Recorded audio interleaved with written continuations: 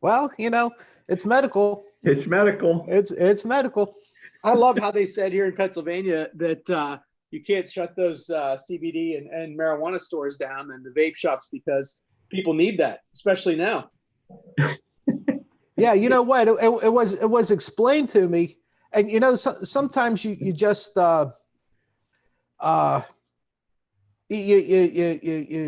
you're ignorant to something without realizing you're ignorant to it, right? For example, I was totally off guard. I didn't understand why certain things were open, but you know, beer distributors were open. You know, why would a beer distributor be open? Then it was explained to me that if somebody is a really deep alcoholic, not having access to alcohol could kill them. Yeah, I was surprised on that too. That really did. That surprised me. And like I said, it makes sense whenever somebody tells you, right? You just don't think about it. Yeah, and they'd probably resort to like rubbing alcohol and stupid stuff like that, and you know, it would be much worse for them. So it's a medical condition. So yeah. Absolutely unbelievable that with everybody that I know and all the demons that the people that I know are fighting, that never came to mind that I, you know, it's actually a necessity. Really was really makes you wonder where your head is sometimes, you know. Yeah, because I know from experience that alcohol detox is worse than pretty much any drug detox out there as far as harm to somebody. Wow. Yeah, Lisa will tell you that too. She said, "Oh yeah, yeah, she'll tell you that flat out, boy. It's a nightmare." How come I can't get my camera to work? Are you on your PC? Are you on a phone? I'm on the laptop. Yeah. So you have your camera. And I know it works because I was on a Zoom meeting yesterday with it. So you're probably not allowing it to access your camera. Let's see. Frank, what are you on? I'm on my iPad. Good. I tell you what, the picture and the sound is phenomenal. Oh, good. Yeah, it's really nice. Yeah, the iPad is generally pretty easy to navigate through just about everything. It's pretty handy. Well, you know, Lou's on a he's on a laptop, so that's nice. But his phone's an Android, so you know. Just... is there a way you can access the settings with a mouse click, Lou? Yeah, that's what I'm trying to hit because I'm on start video. I got an X through it. Well, click on that, see what happens. It says not responding, meeting ID. I don't know how Comcast has been your way, but I've been on and off this week with it. Yeah. I haven't had a problem at all. They've been bad. Huh. I had slow speeds on a couple of, like, my son was complaining about playing some games and had some slow speeds on there, but for the most part, everything else has been good. Wow. No, I haven't had any. You know what? I take that back. There were a few times I have a. I don't know if you guys ever heard of a Shadow PC or not. Okay, because I'm working on a Mac. A lot of things that I do, I need a PC for. I need a Windows PC. So Shadow is basically a web-based. It's a cloud-based, I should say, PC system, and basically they give you, while you rent, I pay monthly, you rent a full-fledged Windows 10 PC, faster than fast can be. It's faster than anything I could get here. Frank, I should send you my upload and download speeds on this thing. It's frightening. It has a NVIDIA Quattro something. It's the equivalent to a 2080. It's just I'm gaming on it, right? Yeah. And I mean, I'm playing FIFA on it, and there's no lag at all. Wow. I mean, this thing's absolutely insane, and it's just like $15 a month or something like that. Right? It's ridiculously cheap for what you're getting, and I tell you what, if this is what I got going and what I'm going to have, I'll keep my Mac. I'm actually doing this off a Mac Mini. Yeah. A 2009, I think, Mac Mini, and I'm streaming the Windows 10 PC on this thing, and I'm not having any issues with it at all. It's phenomenal. So I might if I find out, I'm going to potentially get an invite to beta test an esports league, FIFA, through my roommate down in Baltimore. They do like social sports gaming, and of course can't do it now because everything, you can't go out on the field. So they're going to do an esports league, and if they want beta testers, if you want to jump in on that, I'll send you the invite. Yeah, I'll tell you the truth. I'd like to try it on that system just to see how it would work. I mean, because you're gonna be cloud streaming something that's cloud streaming. So there may be it'd be real good to test out the lag and see what happens with that, because it really is that's stressing it about as much as you're going to. So yeah, I wouldn't mind doing that, to be honest.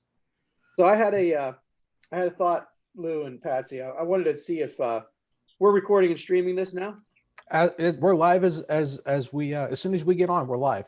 Oh, okay. Because I was going to knock this out and try and come back on for a Well, feed. go ahead. Frank and I are still on, so it doesn't matter. Go ahead. Let me Back on. see. Thanks, Lou. And not respond. I wonder if you should just kill it and try again.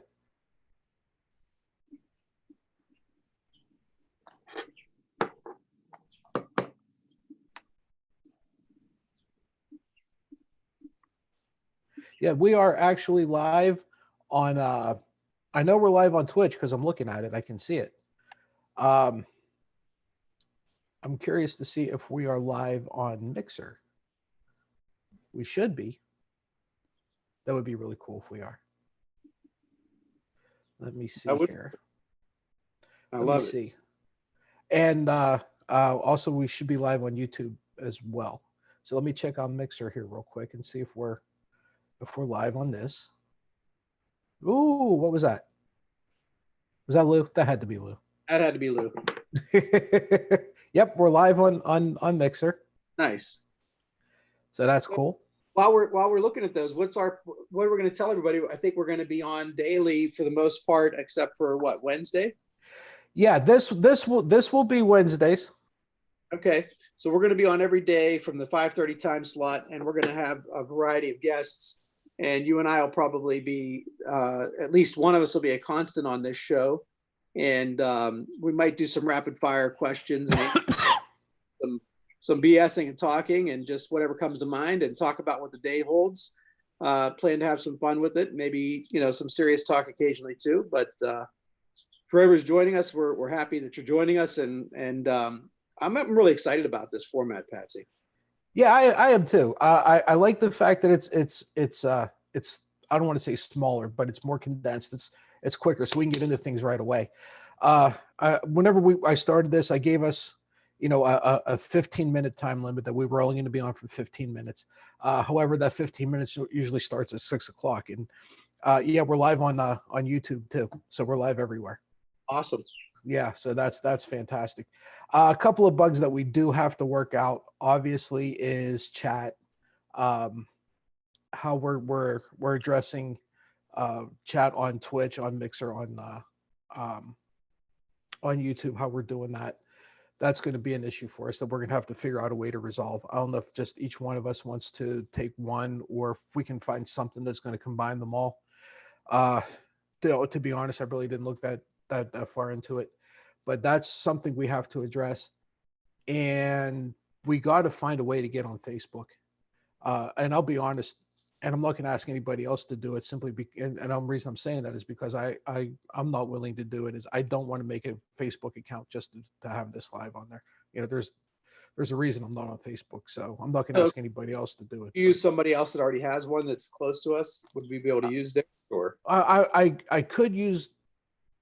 I could get on, if I had to get on Facebook, I can do it with Lisa's, but okay. I'm afraid that the Facebook Live thing is going to be reflected on her page and not like on yours and my podcast page.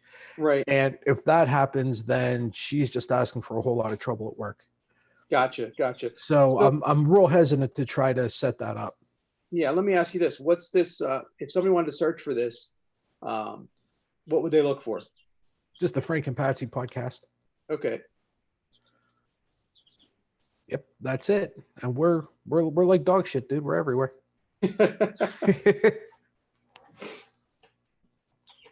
So I had a thing I wanted to ask whoever joined us today. I'll pose the question to you, and maybe when Lou jumps back on with us, we'll see what he says about this, or whoever, if anybody else joins us as well. Now, I realize that we have a little bit of hindsight at this point in time, and we got to acknowledge that it was only fair that this is April 6th, right? April 6th, 2020. Mm-hmm. But let me ask you this. Let's rewind our mind frame and say that as of March 1, you know that there's a thing called Lou's back. There's Lou.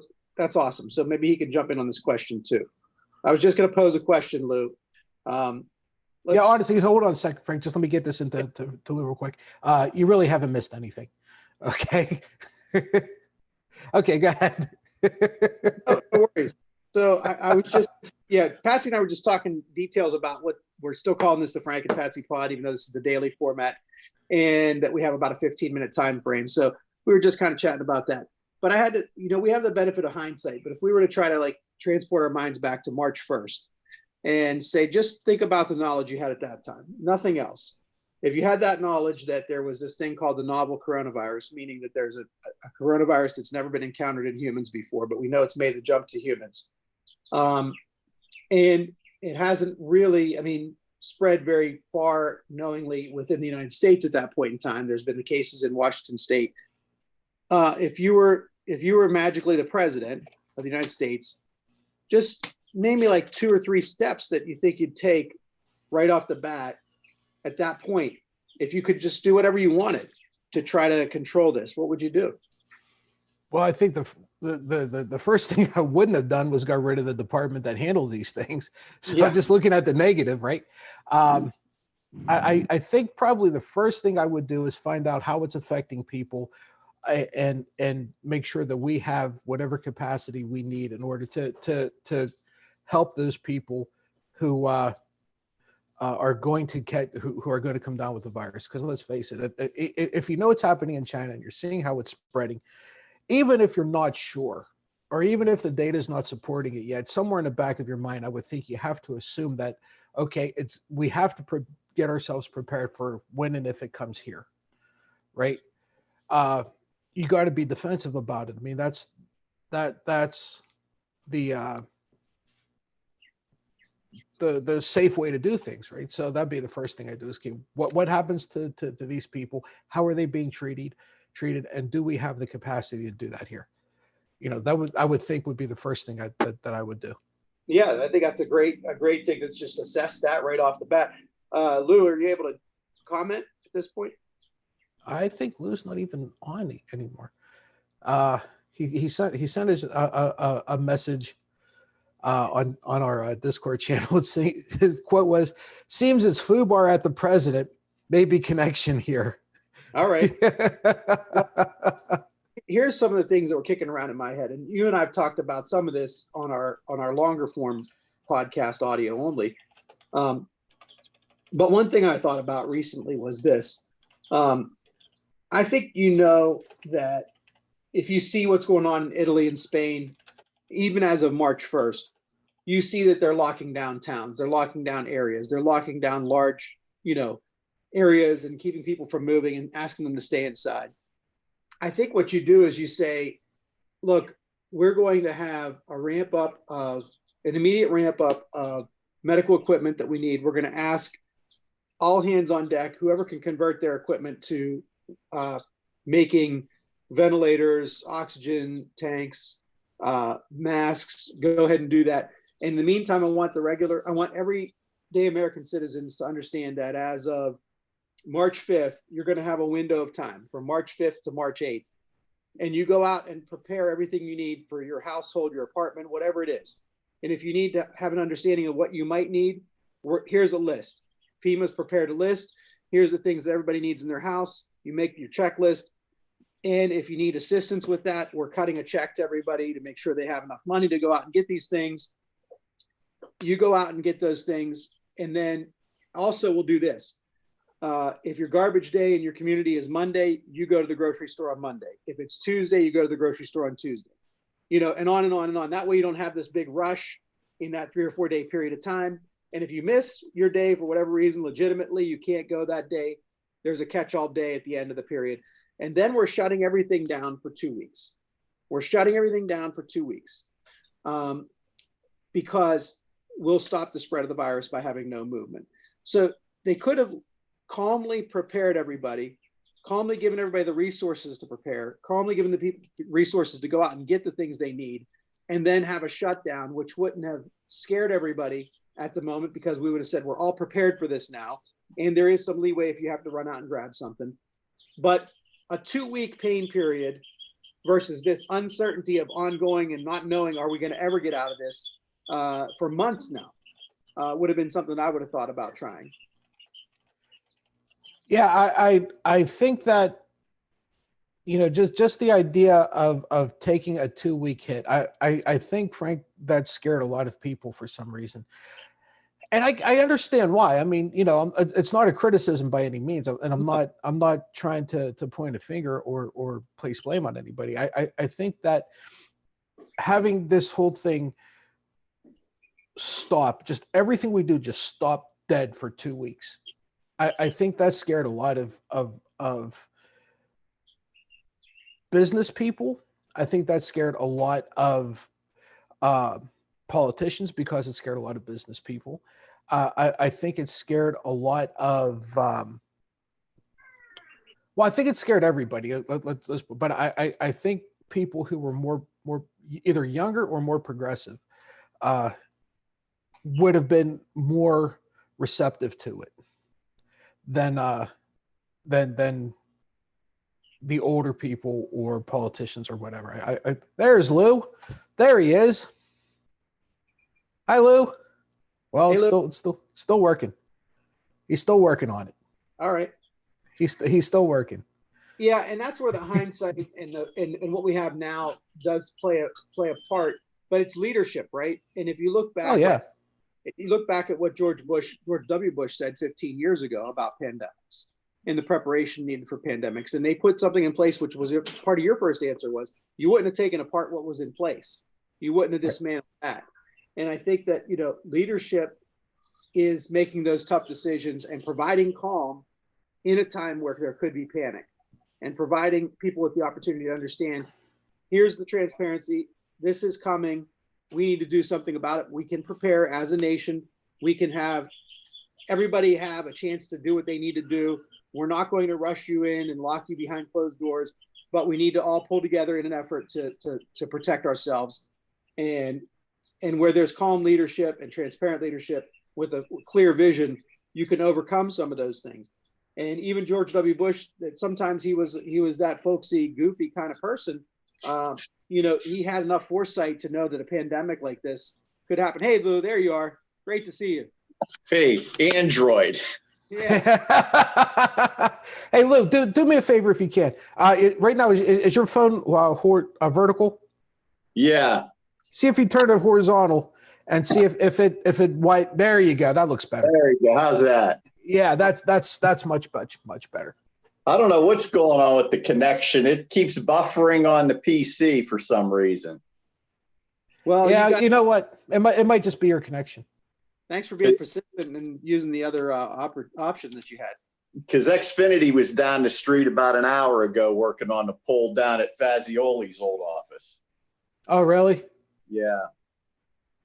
He used to be Nick's doctor. You know that. Well, you know what? That's just they found him. I think he was going out to work in the morning, and he dropped over in the driveway. Yeah, right. He was getting in his truck. He was my chiropractor is actually really good friends with him. Yeah, Tim Murphy's, and he's very, very good friends with him. And he ended up calling the house, a couple hours after he passed to say, hey, what's going on? Because he had heard through the great grapevine, and that's what I guess Fazioli's best friend is his was his neighbor, his next door neighbor, and he actually found them out in the driveway. It was a sad Oh. story. Sad story. Oh, man.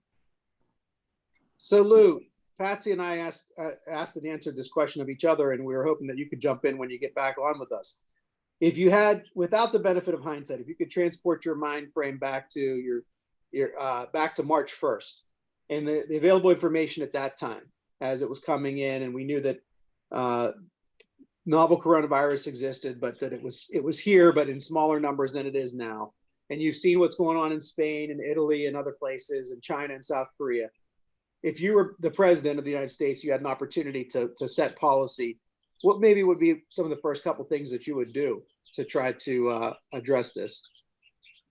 Well, the first thing you would do, I mean, anybody with common sense is you're going to get and check with every available medical person you have to coordinate supplies where they're going to be needed.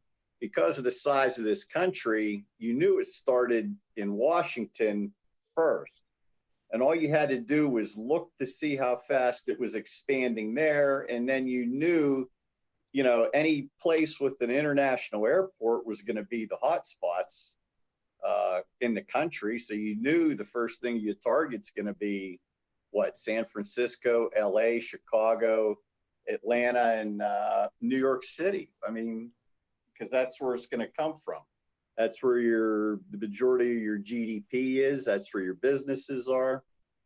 You know, that's where you're most likely to have the travel. That's why you're seeing a delay down in the southern states, where in the more rural areas, I was talking to one of my suppliers last week. He's in, you talk about the dead center of the country.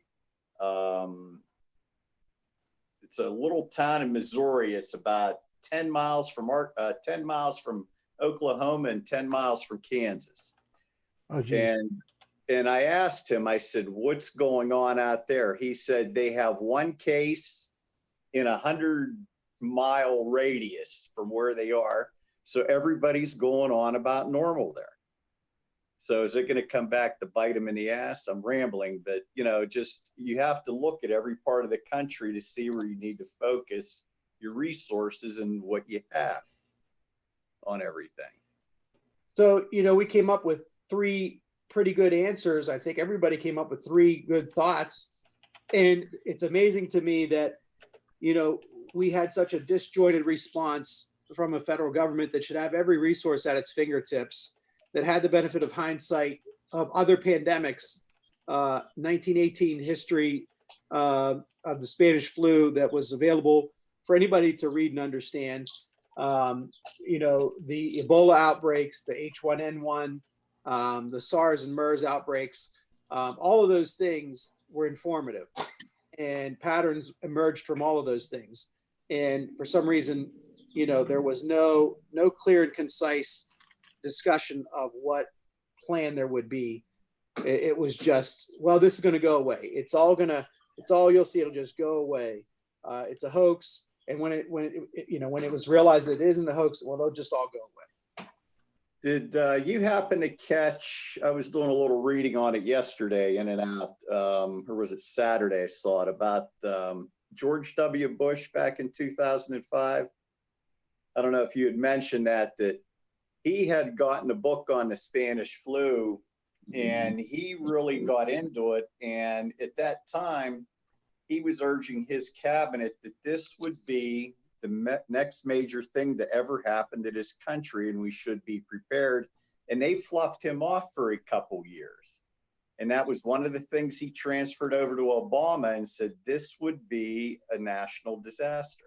And that was one of the reasons, like you stated, with the, H1N1 and Ebola, where some of that took shape and got into place. It was actually had the beginnings back in his administration, because he was that concerned with it, of all things. But that's turned out to be prophetic, I guess.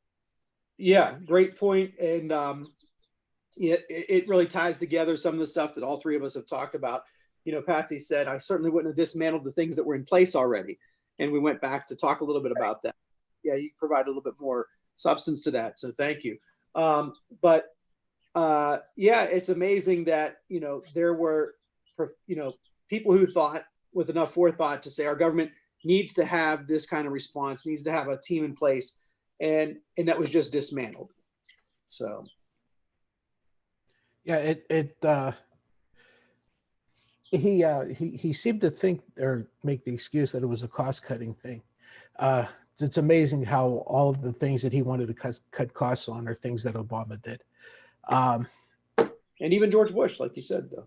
Yeah, and you know that, and you kind of see the difference, right? Because Obama took ideas that a Republican president had, looked at it, determined that, hey, this is a pretty good idea, and kept it, tweaked it, did whatever you're going to do, because everything that you do, right, you're gonna change it or tweak it to reflect your style, right, or how you look at things or how you do things, right? You're going to modify it to you. You're not going to modify it to it.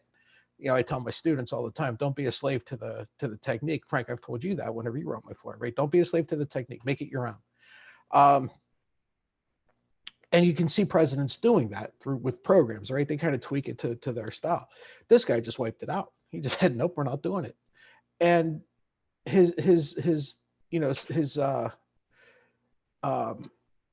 the Defense Department and security people warned him that these things are going to happen. They're going to come. And look at this. We have Master Grant in the house. Hi, everybody. Hey, Sorry, I'm late. that's all right. Oh, no, don't be sorry. Don't be sorry. That's fantastic. How are you, sir? Doing good. How are you? It's good to see everybody. Oh boy. How are you getting here from the Death Star? That's pretty good. Oh yeah. That's right. My new office. I See, that's why you're late. Get away from the corona. I went up to the Death Star, but my boss is pretty bad. He never know when he's around, and I go, Miller, you have failed me for the last time. So, I love it. sorry about that. Too much fun on Zoom. Master Grant, Frank brought up a good question. Frank, you want to hit him with it? Yeah. So we were talking about trying to transport our minds back to about March 1st and saying, let's not work with hindsight, but what was available to us at that point in time about the coronavirus, and saying, if you had the information available to you then, and just say you had this magic wand and you were the president of the United States, what would be some of the first steps you would take to try to coalesce some strategy around combating this pandemic? I mean, considering that there was information from Italy and Spain and South Korea and China we had at that point in time, and some of the information from some of the early cases in Washington State. So with that said, yeah, what's your thought? So, first of all, it's a horrible display of lack of leadership. It's a great display of his incompetency. Not only has this, the Pentagon has known that something like this could happen now for the past 10 years. We cannot say that, hey, we're completely surprised. This was known since January, when this all started. So how could we not be starting to get prepared, knowing the severity of it? It's a total lack. And all we were concerned about was politically weaponizing this virus to make sure that it was all blamed on the Democrats. It was Nancy Pelosi's fault for everything, so that they could gain political gain. That's exactly because our focus was not on what was right, which was to get things prepared, supplies, testing kits. Instead of doing that, which is what a good leader would do, we spend all that time with Sean Hannity, making jibes at Joe Biden and all. So it is a reflection of the incompetency of our leadership. Absolutely. So let's take us back to present day. So not even having to deal with hindsight, let's take all the information we have today, and let's say we were in the same position today.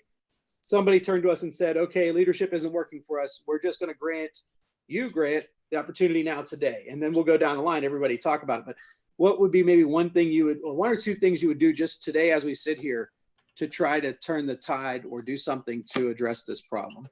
Well, first thing is to get face masks, so get that provided to everyone. Second thing is to get testing kits available and out, produced and out. There's got to be testing kits available. Get those out to everyone, get everyone tested. That's for me, those are the first two things to do, because without that, you're fighting in the dark, right? And then once those are out, then we will have, within a week, we'll have more information than we have right now, that we haven't been having for like a month. We would have more information to start to prepare a plan on how to address this. Because if it comes back and all the tests say, hey, 60% of the people have already had the corona, well, that's herd immunity right there. So now we can start doing different things. If we come back and we say, okay, only 10% have it, well, then that's going to drive different things. But without those numbers, we're just stabbing in the dark. Yeah, So, that's a great point. Lou, what do you think, sitting here today? Yeah, Grant made some good points there. Because we don't know who's had it and who doesn't, or who's immune. Just for a quick story, my niece is in Hampton Roads near Norfolk. Her husband is in the service. He came back from training like 3 weeks ago. He developed the symptoms real quick. All right, so he infected a couple of his friends, not realizing. My niece and my great niece, who is 1 year old, nothing.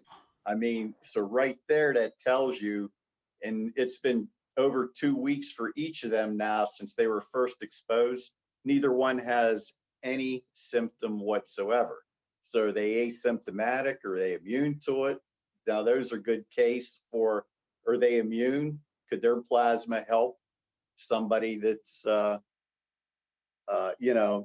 needs it? We just don't know. And that's why everybody needs to be tested. Like Grant said, if it's 60% are never going to get this, that have a built-in immunity, that's what we need to know.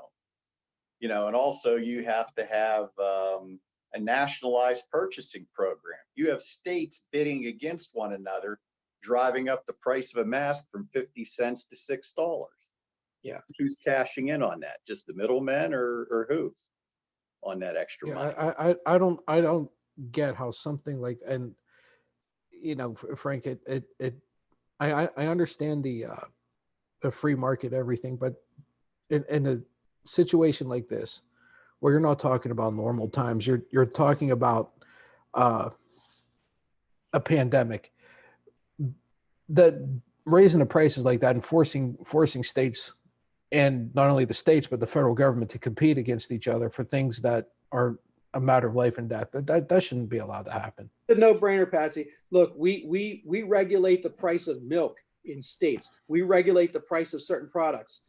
We already do that. So to do it in a time of crisis for health, it's absolutely a no-brainer. You're absolutely right, Patsy. There's no question that it would be accepted, and you're not really interfering with the free market.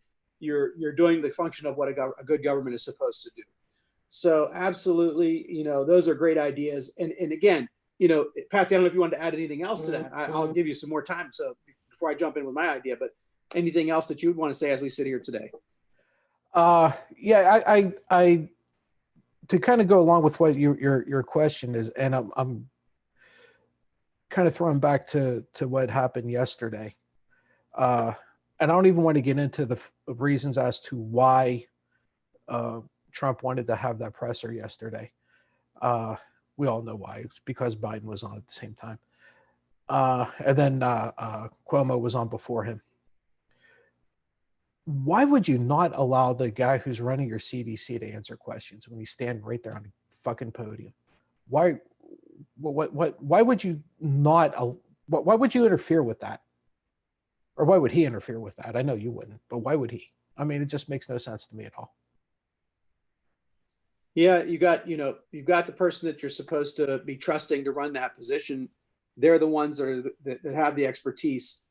You really want to lean on them. You want them to be the ones who are heard on this issue. So, relying on your experts, relying upon the people that, Lou said that earlier about gathering doctors, all your medical experts. I think all the ideas that have been presented are great. And it just brings me back to this idea that we have a great country. We have a lot of resources. We have a lot of people in these, people might make fun of quote unquote think tanks. But listen, when you get people in a room that have knowledge and have experience and expertise, let them go at it. Let them come up with solutions. And then as a leader, you coalesce them and say, what do we have?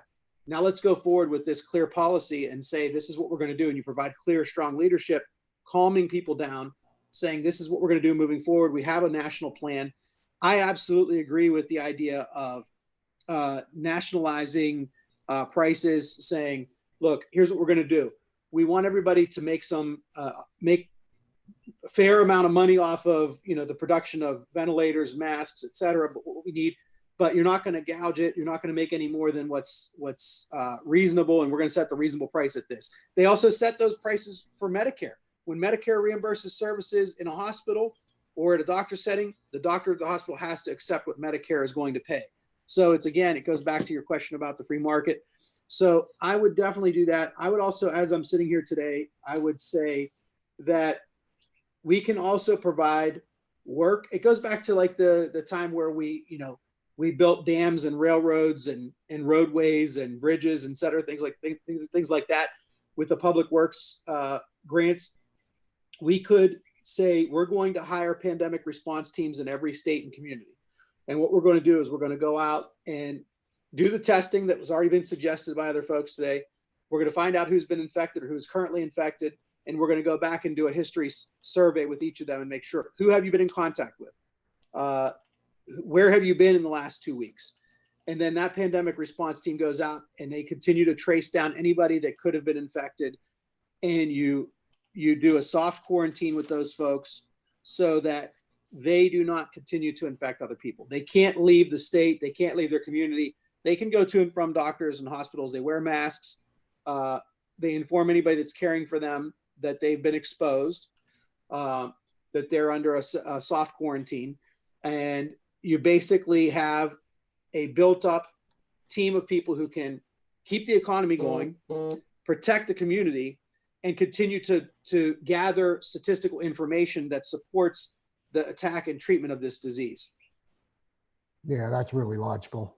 That's yes. And why aren't we doing that? We all made good points. And but I think Master Patsy had it right. The reason that the president was talking at the podium was because this is all about him. This is an egomaniac, megalomaniac. So how can we have good leadership when yeah. I wonder what would happen, and I know it's not going to. It's just give me this one. Yeah. Just patronize me with this one. Wonder what would happen if networks would stop covering these things.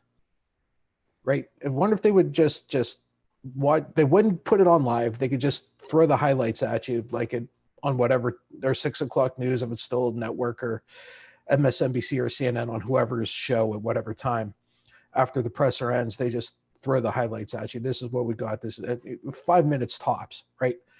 I wonder how often he'd start having these pressers, or I wonder how these pressers would change. The format of these things would change if he wasn't getting the coverage, if he wasn't getting the ratings that he's rattling on about so much. That's what I think they should do. And do you realize he's bragging about the ratings? His ratings should be about 100, shouldn't they? You would think. How many people don't even want to listen to him? Yeah. That's a great. I lost 3 IQ points the other day watching him.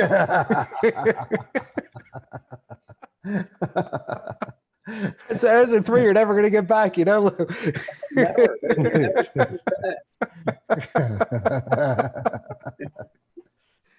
Oh, God. So with our last 5 minutes, I wanted to ask you all, this is another thing that's just been going on recently.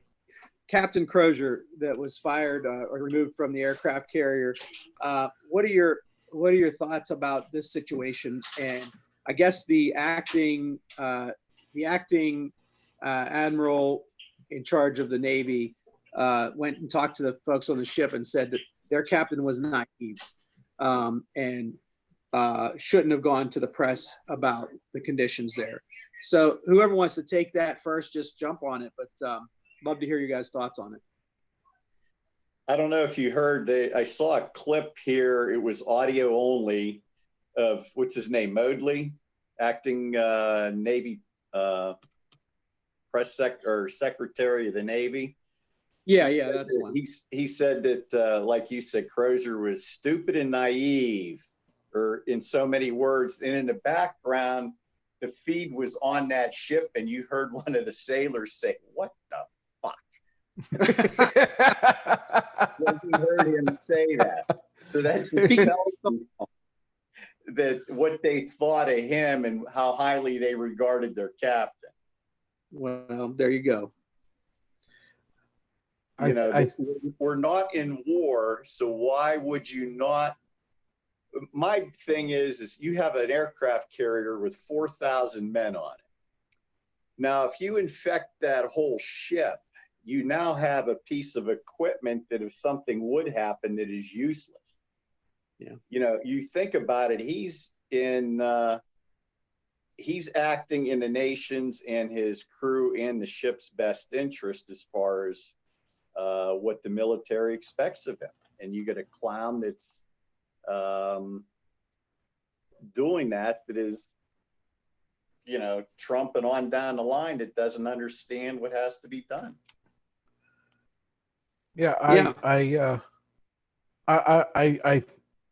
I'm all for a chain of command, right? So let's not misunderstand what I'm saying. But if we look into this a little deeper, no one gets to be the captain of a military ship unless you know what the fuck you're doing.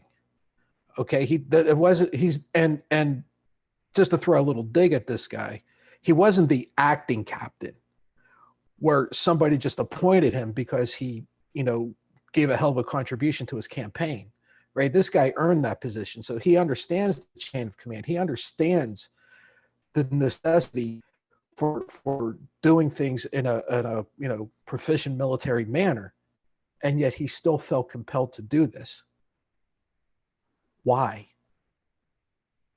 This guy knows what's going to happen. He knew the consequences to what he was going to do. He did it anyhow. That should be a question that no one seems to be asking. You know, those are great, absolutely great points. And I love it. I love the response. I love that. I didn't hear that part, Lou, about the audio. I'm going to go search that out. Patsy, you're absolutely right. The chain of command is so important, but this was something, even within that structure, like my dad, I think I've told you before, my dad was on the USS McCaffrey in Vietnam. And one thing he taught me when I was, you know, growing up about the Navy, you know, many things, but one of the things he taught me was when you're on the ship, the captain of the ship is the law. That person is the end all, even above the president. Okay. Until you come back to land, you listen to what the captain says on the ship. Okay. And you can override him under certain circumstances. There's law, there's rules, there's naval regulations that if something is against, you know, crimes against humanity, or it's going to be something that is, you could see the captain's lost his mind or something like that, the ship can turn to the chain of command on the ship to overtake the captain, take the control from the captain. But under normal circumstances, when you are out at sea, that captain is the law. Everything the captain leads them on is the law. So he is looking to protect his people on that ship. He's looking to protect the asset, just like Lou said, his manpower plus that ship, which is the United States property, the United States Navy, and he's trying to keep it in the best working condition that it can be in. But because of ego and because of fear, they did not allow him to do that. And I think that this is one of those things that we talked about this before, Patsy, when every day the eyes of America are on the actions that are going on from this administration, and you can't run and hide because people have to go to work every day and people have to pay their bills every day and do all those things that keep them. You made a great point about this last week. Now everybody's home watching these things. This is going to stick in the craw of a lot of people. People are not going to like this. And as Lou said, those guys on that ship, they backed their captain. They knew that he had their back, and that's what it's all about. He wasn't going against the country. He was protecting the country. He's protecting the guys who are protecting the country. And that's the irony in all this. And here's what I'd say about that acting naval secretary. If this guy's stupid, naive, Why don't you go spend 2 weeks on that ship? You go spend 2 weeks on the ship. Go ahead and put yourself in there. Let's see how stupid and naive you. You know that ain't gonna happen. Lou, how many sailors did you say was on that ship? In an aircraft carrier, you're looking 4,000 at minimum when you take Okay. into account support and everything they do. So The pilots, the crews. so we'll say 4,000. Well, he just lost 4,000 votes. Yeah. And their He just families. did. And their And their, families. right, and their families just lost them because this guy just fucked over their captain. Well, you saw the reception he had whenever he was leaving the ship, right. Yeah. right? That's 4,000 votes shot to hell. Yep. Guys, this was dynamic. I loved it. I hope we can all come back tomorrow. Thank you so much for doing this, Patsy. Oh, Frank, this is we got to do something to get through this lockdown we have, right? So we got to get together somehow. We might as well invite the world with us. Yeah. You know? And great job, Lou and Grant. You guys were fantastic. Thank you. Thank you. All right. Have a good night. And we will be back tomorrow. Like we like to say, same bat time, same bat channel. We'll see everybody then.